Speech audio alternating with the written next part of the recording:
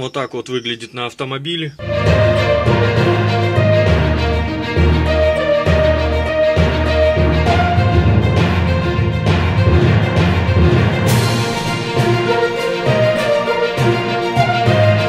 Пацаны, всем привет! Приветствую на моем канале. Каждый москвичевод рано или поздно сталкивается со стуком колодок при переезде какого-то препятствия. Сначала я устранил стук вот при помощи вот такой вот пружинки. Стук пропал, но пружинка ослабла и стук появился опять. И я решил сделать, как на всех современных автомобилях, вот такую скобу поставить. Изготовил я ее сам. В данный момент это шаблон из алюминия сделанный. А перед тем, как начать, я хотел бы попросить вас подписаться на мой канал, поставить лайк и написать какой-нибудь комментарий. Погнали! Вот чертеж данной скобы. Кто будет планировать делать, вот по ней можете гнуть. Беру вот такую вот спицу от старого советского велосипеда. И сейчас буду гнуть. Гнуть нужно аккуратно, потому что металл очень жесткий и тяжело гнется.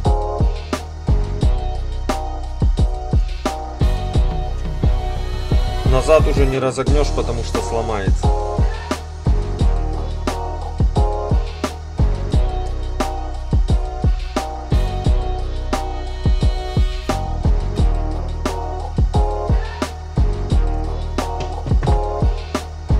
Вот так вот получилось.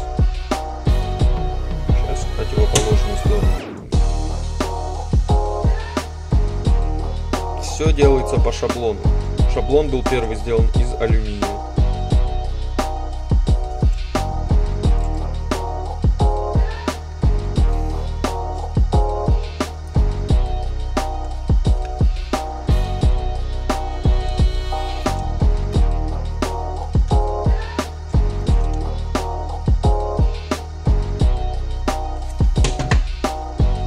Вот так вот у нас получилось криво. Сейчас будем равнять. С первого раза, конечно, не получится.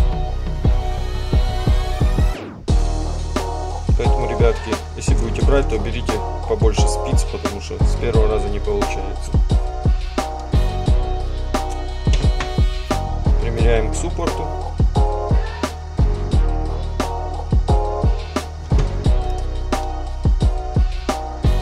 Оп, загнули. Раз, примерили. Теперь сделаем здесь загиб. Оп, загнули. Видите, криво. Раз, выровняли. Теперь примеряем к суппорту. Берем обычную колодочку, вставляем наше приспособление.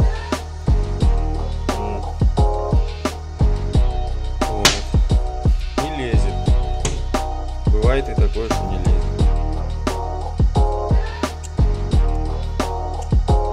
Значит, загиб был чуть-чуть неправильный, но это можно скорректировать, не проблема.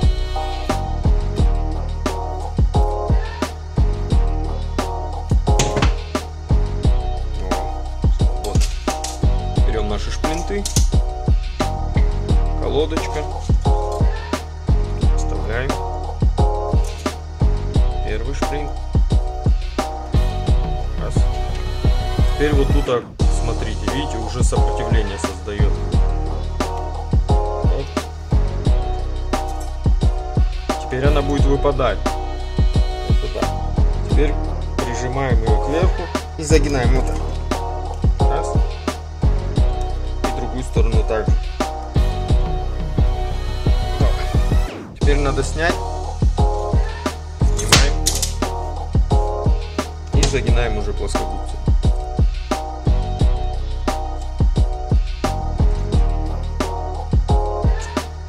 Загнули. Вот так вот смотрится.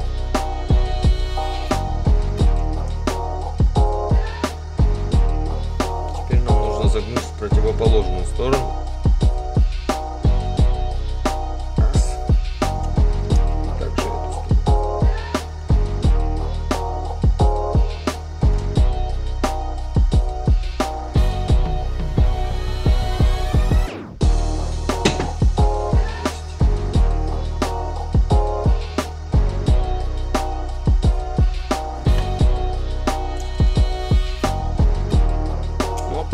получилось.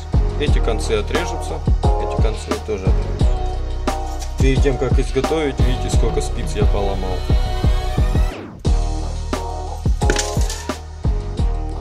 Вот такие две скобы получились. Вот одна, которую я сейчас вам показывал, как делал, и вот вторая. Давайте установим, посмотрим.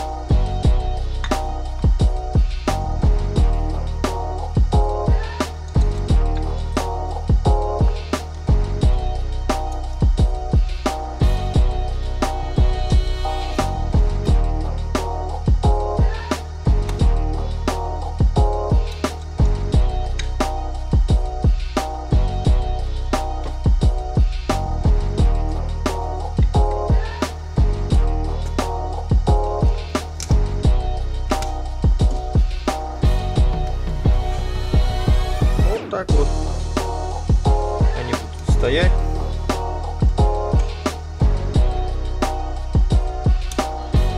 На автомобиле. Нигде пыльник, вот как вы видите, нигде пыльник не цепляется об скобу и с этой стороны. И спокойно они будут двигаться вот вперед. Раз, два. И также это. Давайте перейдем к автомобилю, установим и посмотрим. Перед установкой данной скобы нужно будет ее немножко подогнуть вот так, чтобы сдать преднатяг для пружинистой стали. Гнется очень туго, сильно тоже перебарщивать не надо, так чтобы при установке вот эта часть давила на колодку. Установил на автомобиль с одной стороны и с другой стороны. Вот так вот они смотрятся в суппортах на автомобиле. Вот, ребят, прошла неделя после эксплуатации, скоб которых я установил на суппорт. Вот так вот они выглядят.